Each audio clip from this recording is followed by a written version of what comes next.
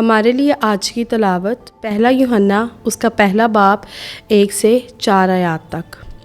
ज़िंदगी के कलाम की बाबत जो शुरू से था, जिसे हमने सुना, जिसे हमने अपनी आँखों से देखा, जिस पर हमने गौर से नज़र की और जिसे हमारे हाथों ने छुआ।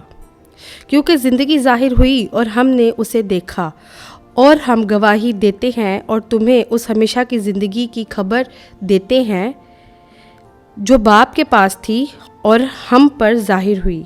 जो कुछ हमने देखा और सुना उसकी खबर तुम्हें देते हैं, ताकि तुम भी हमारे साथ रफ़ाकत रखो।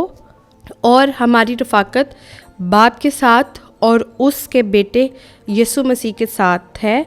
और हम ये बातें इस वास्ते लिखते हैं कि हमारी खुशी कामिल हो जाए। पाक कलाम का पढ़ा और सुना जाना हम सब के लिए बाइस बरकत हो। खुदा का शुक्र हो।